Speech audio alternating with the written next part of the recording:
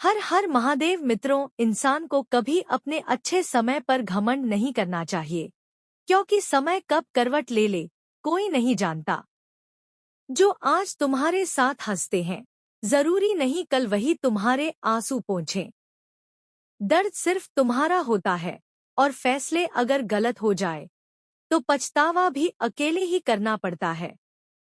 मित्रों, आज मैं आपको एक ऐसी कथा सुनाने जा रहा हूँ जो बताएगी कि 3 बातें अगर बिना सोचे मान ली तो जीवन, परिवार और सम्मान तीनों नष्ट हो सकते हैं।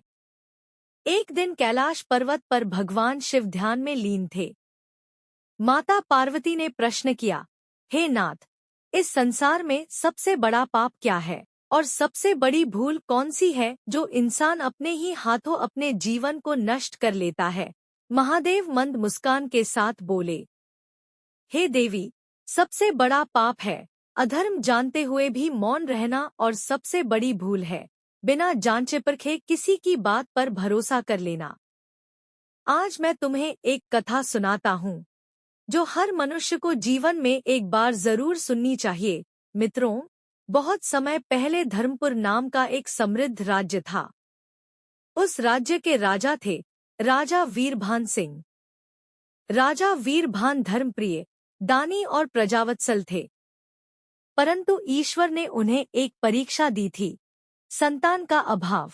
राजा की 3 रानियां थीं, एक महारानी शारदा धर्मशील, त्यागी, शिवभक्त, 2 रानी केतकी चतुर, महत्वाकांक्षी, 3 रानी मृणलिनी सुंदर। पर ईर्ष्यालु राजा सबसे अधिक सम्मान देते थे महारानी शारदा को, क्योंकि वे हर निर्णय में राज्य और धर्म को प्राथमिकता देती थी। केतकी और मृणलिनी बाहर से प्रेम दिखाती, पर भीतर जलती रहती। वे कहती, राजा हमें देखता ही नहीं, सब कुछ उस शारदा का है। जब शारदा गर्भवती हुई तो उनकी जलन आग बन गई। केतकी बोली, अगर उसका पुत्र राजा बन गया तो हमारा अस्तित्व खत्म। दोनों रानियां एक पाखंडी तांत्रिक को बुलाती हैं। वह राजा से कहता है, महाराज, आपकी रानी का गर्भ राज्य विनाश का कारण बनेगा। राजा डर जाता है। पहली भूल डर में आकर बिना सत्य जाने विश्वास। तांत्रिक उपाय बताता है, रानी को वन में छोड़ दीजिए। राजा भारी मन से शारदा को वन में छोड़ आता है। गर्भवती शारदा वन में अकेली रोती है, पर शिव को नहीं छोड़ती।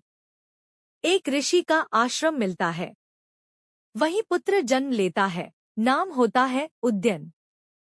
ऋषि कहते हैं, यह बालक न्याय का हथियार बनेगा।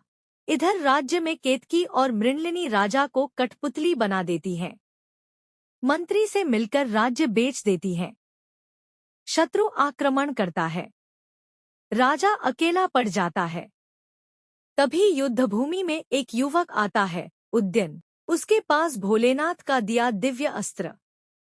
एक वार में युद्ध पलट जाता है। राजा पूछता है, तुम कौन हो? उद्यन कहता है, मां शारदा का पुत्र। राजा कांप जाता है। वन जाकर शारदा से मिलते हैं। सत्य सामने आता है। तांत्रिक और दोनों रानियां दंड पाती हैं। राजा पश्चाताप करता है। शारदा कहती है, जीवन की 3 सीख। एक, जो किसी की हत्या या विनाश के लिए भड़काए उसकी बात कभी तुरंत मत मानो। 2, जो परिवार में फूट डाले वह मित्र नहीं, शत्रु होता है। 3, जो चरित्र पर लांछन लगाए उससे पहले सत्य जानो। महादेव बोले, हे देवी, धैर्य रखने वाला कभी हारता नहीं। समय न्याय जरूर करता है। मित्रों, अगर यह कथा आपके दिल को छू गई हो तो कमेंट में लिखिए, हर हर महादेव, और चैनल को सब्सक्राइब जरूर करें।